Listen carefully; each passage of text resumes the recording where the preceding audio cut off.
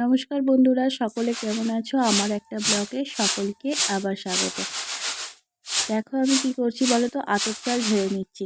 তো আতপ চালটা অনেকটা নোংরা ছিল, কারণ একটু পুরনো ছিল। নোংরা বলতে সেখানে কালো কালো পোকা হয়ে গেছিলো, এটাই আর কি, আর কোনো কিছুই না। ধুয়ে নিয়ে সেটা পরিষ্কার হয়ে যাবে।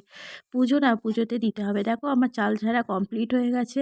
তো এবার আমি চলে এসেছি এখানে, যেখানে আমাদের চালের গুঁড়োগুলো ছিল তার মধ্যে কলাগুলোকে আগে দিতে হবে, যেন কলাগুলো দিয়ে চালগুলো দিয়ে ভালো করে আগে মেখে নিতে হবে। তো আমি দিচ্ছি সেখানে কলাগুলো ছাড়িয়ে ছাড়িয়ে, তার মধ্যেও আমি ফলগুলো না বার করে দিচ্ছি একে একে মাকে। প্রতিটি ফল বার করে দিলাম, পাশে মা ফলগুলো কেটে দিচ্ছে আমাকে।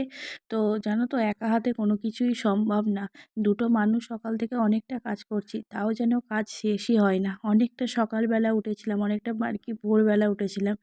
তারপরেও তো রান্না বান্না সবই পড়ে আছে, শুধু পুজো দিতে হবে এমনটা নয়, তো রান্না অনেক কিছু রান্না করতে হয় আর কি, এটাই নিয়ম। তো রান্না তো করতেই হবে না। তো দেখো আমি কাজগুলো করে নিচ্ছি আমরা দুজন মিলে। আমার কলাগুলো দেওয়া কমপ্লিট হয়ে গেল। এবার আমি মাকে বললাম তাড়াতাড়ি করে ফলগুলো কেটে দাও। এর মধ্যেই জানো যে ঠাকুরমশাই এসে ডাকছে যে পুজোর জোগাড় হয়েছে কিনা। কিন্তু পুজোর জোগাড় তো অল্প একটু বাকি ছিল আর কি, ফল কাটাগুলোই বাকি ছিল। তো গ্রামে যত মন্দির আছে সব মন্দিরেতেই পুজো দিতে হয়, 7টা মন্দিরেই পুজো দিতে হয়। তো দেখো আমি এখানে, মা পাশে ফলগুলো কেটে নিচ্ছে আর আমি এখানে জোগাড়গুলো করে নেব। আর এটা কি বলো তো, আদা নাকি নবান্নের মধ্যে আদাও দিতে হয়, এতে টেস্ট ভালো হয়। আর মূলোও দিতে হয়। এটা আমিও দেখেছি ছোটোবেলায় যখন ঠাকুমা করতো, এমনভাবে ফল কাটতো, তার মধ্যে আদা দিত, মূলো দিত। এতে নাকি সেন্টটাও হয় ভালো, খেতেও টেস্ট আসে। জানি না, হয়তো কোনো নিয়ম আছে, কিংবা হয়তো মুখের স্বাদেই ব্যবহার করা হয়, ঠিক বলতে পারবো না। দেখো আমি এখানে 7টা থালা সাজিয়ে নিলাম, কারণ 7টা জায়গায় পুজো দিতে হবে। তো একে একে আমি চালগুলো দিয়ে নেব তার মধ্যে। এর মধ্যেই বললাম ঠাকুরমশাই তো চলে এসেছে, খুব তাড়াহুড়ো করছিল। কারণ কি বলতো, গ্রামের প্রতিটি ঘরে ঘরেই যে গিয়ে, বাড়িতে গিয়ে পুজো দিতে হবে, 7টা মন্দিরে পুজো দিতে হবে, অনেকটা সময়ের ব্যাপার। তো আমি ঠাকুরমশাই এসে হয়তো 9:30টার দিকে ডেকে গেছে, যে চলে এসছে, আর আমরা গেছি 10টার দিকে। আর বাড়ি এসেছি তখন মনে হয় 12টার মতো বাজে। তো এতটা সময় ধরে পুজো করতে লেগেছে। দেখো আমি থালাগুলোর মধ্যে চালগুলো দিয়ে নিলাম। চালগুলো না আমি জল দিয়ে ভালো করে ভিজিয়ে রেখেছিলাম, কারণ ভেজালে চালগুলো ছড়িয়ে যায় না। আর চালের মধ্যে জল দিয়ে দেওয়াই আর কি নিয়ম, এটাই ভালো করে সুন্দর করে দেওয়া। যা ছিল আমি ভালো করে দিয়ে নিলাম চালগুলোকে। এবার দেখো আমি গুড় দিয়ে নিচ্ছি। এটা নাকি নিয়ম আছে যে গুড় দিতে হবে, নবান্নতে গুড় নাকি ব্যবহার করতে হয়। জানি না কি নিয়ম, হয়তো কি বলতো, নবান্নতে যত ধরনের নতুন জিনিস থাকে সেগুলো দিতেই হয়।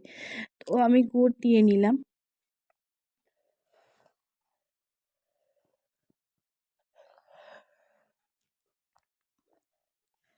দেখো বেলপাতা তো পাইনি, এই চালের ওপরে দিতে হয় বেলপাতা। বেলপাতার ওপরে সন্দেশ কিংবা যে কোনো একটা মানে মিষ্টি জাতীয় জিনিস দিতে হয়। তো বেলপাতা পাইনি, আমি তুলসী পাতা ছিল, তুলসী পাতাই দিয়ে দিলাম। তুলসী পাতাগুলো দিয়ে দিলাম, তার উপরে আমি দিয়ে দিলাম একটা করে বাতাসা। আর এখানে দেখো মায়ের সাথে মেয়েও আছে। মেয়ে না খাওয়ার জন্য খুব বায়না করছে। তো আমি আমি বসলাম পানি ফলগুলো কাটতে। শেষের দিকে ফল কাটা সবই কমপ্লিট, শেষের দিকে পানি ফলটা কাটা বাকি ছিল, তো আমি কাটছিলাম। মেয়ে খুব বায়না করছে, জানো তো, ঈশ্বর, শিশুদের মধ্যেও ঈশ্বরেরই বাস। আমি কখনো মানে কোনো কিছু ভোগ করার আগেও যদি মেয়ে বায়না করে খাওয়ার জন্য, আমি ওকে দিই। আমি জানি যে ওরাই ভগবান, ওরা শিশু, ওরাই ভগবান। তো একটা কুল খেতে চাইছিল, আমি ওকে কেটে দিলাম।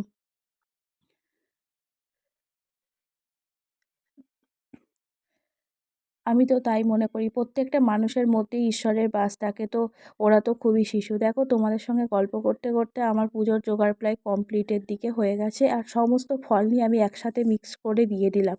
কেন বলো তো, মানে এত তাড়াহুড়ো করছিল ঠাকুরমশাই যে মানে একটা করে ফল দিয়ে সাজানোর অতটাও সময় ছিল না, তার জন্য আমি সব ফলগুলো একসাথে দিয়ে একটা করে থালার মধ্যে দিয়ে দিলাম। যদি আমার ভিডিওগুলো ভালো লাগে অবশ্যই একটা লাইক আর একটা কমেন্ট রেখে যাবে। তোমাদের একটা লাইক আর একটা কমেন্ট সত্যিই আমার ভিডিও বানাতে আরও উৎসাহ দেয়। তো ভালো লাগে তোমরা আমার ভিডিওকে পছন্দ করো। থ্যাংক ইউ সো মাচ সকল মানুষকে যারা আমার ভিডিও দেখো। Thank you so much. যদি ভিডিওটা ভালো লাগে অবশ্যই একটা লাইক করে একটা কমেন্ট করে পাশে থেকো।